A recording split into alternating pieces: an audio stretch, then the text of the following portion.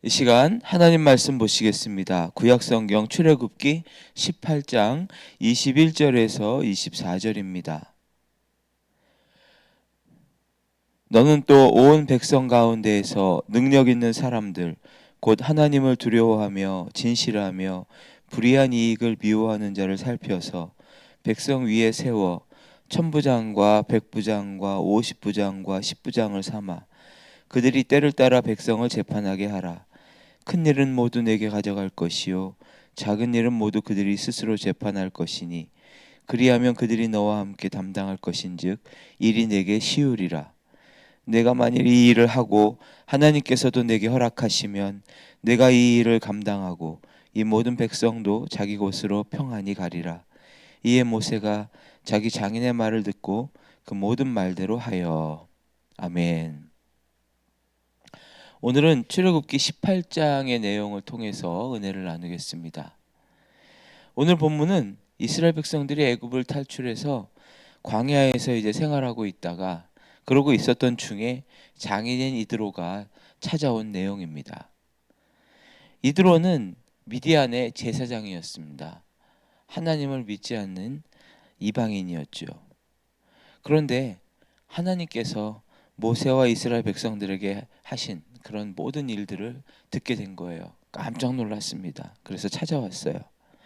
이드로는 모세가 애굽에서 겪은 놀라운 승리와 하나님의 구원의 소식을 들었습니다. 그리고 홍해를 건너게 된 놀라운 기적의 소식도 들었지요. 그래 이스라엘 백성들이 지금 광야에 머물고 있다는 소식을 듣고서 이드로는 서둘러 사위인 모세를 찾아온 것입니다. 모세는 사실 애굽에 도착하기 전에 아내 십보라와 두 아들 게르솜과 엘리에셀을 원래 살고 있던 집으로 돌려보냈던 것 같아요. 아마도 애굽에 가서 이스라엘 민족을 해방시키는 그러한 일들이 그 사명이 위험한 일이었죠. 자신의 목숨을 바쳐야 될지도 모르는 그러한 일일 수도 있었기 때문에 아내와 두 아들들은 애굽으로 데려가지 않은 것 같습니다. 장인 이드로는 모세를 찾아오면서 모세가 돌려보냈던 아내 십보라와 두 아들들을 같이 데리고 옵니다. 아내와 아들들 그리고 장인을 만난 모세는 반가워하면서 하나님이 어떻게 이집트 군대를 물리치시고 또 이스라엘 백성들을 인도하셨는지 다 일일이 간증을 합니다. 장인 이드로는 모세의 말을 듣고 깜짝 놀라서 여호와를 찬송하리로다. 이제 내가 알았다. 하나님은 모든 신보다 크시다. 이렇게 고백을 하게 됩니다. 그리고 하나님께 제물을 드리고 제사를 같이 드리게 되지요. 그렇게 감격의 밤을 보내고 다음 날이 되었습니다. 이드로는 모세가 일하는 것을 보게 되었어요. 하루 종일 어떤 일을 하는지 옆에서 지켜보게 되었습니다. 보니까 모세가 아침부터 저녁까지 혼자서 정말 혼자서 수천 명의 백성들이 찾아와서 재판을 하는 거예요. 이드로가 모세에게 물었습니다. 아니 이게 어찌 된 일인가?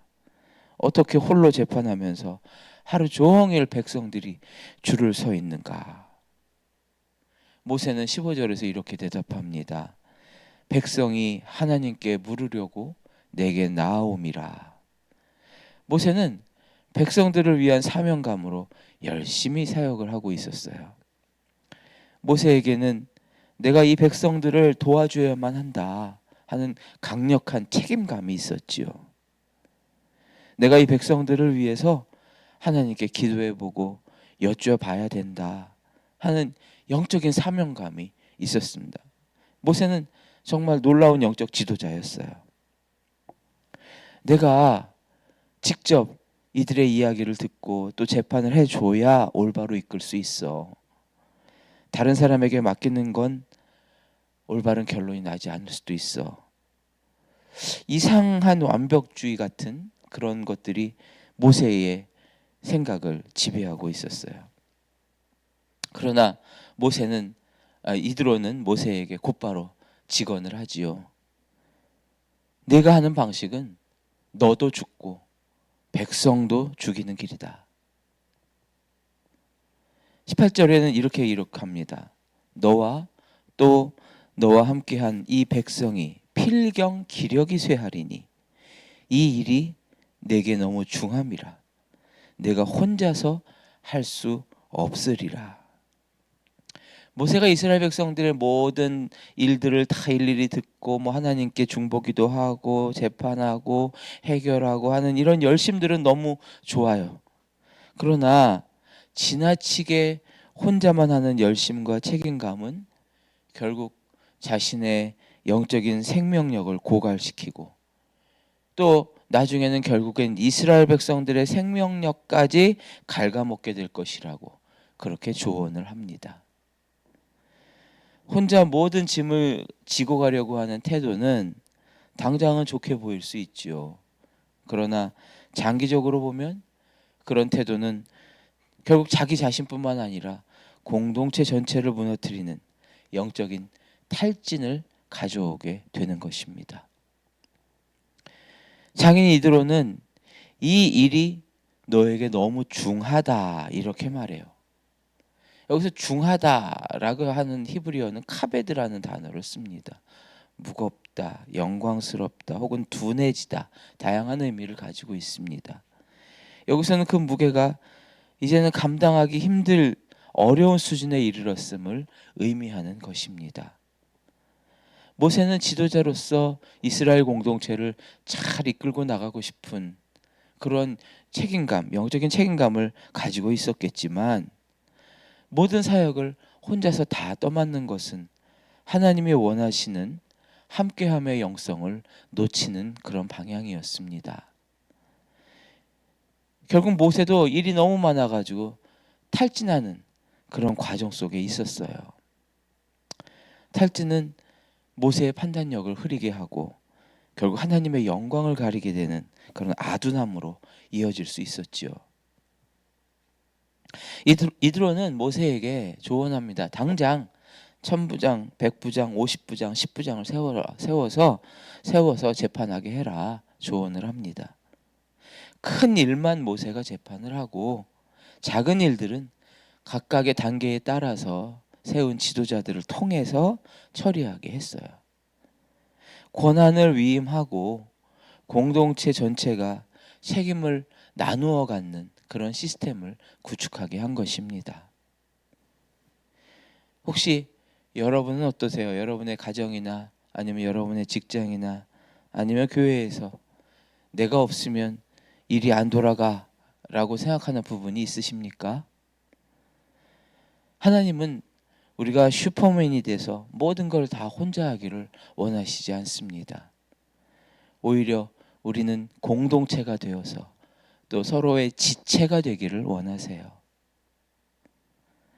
누군가에게 일을 맡기고 위임한다는 건 포기하는 것이 아닙니다.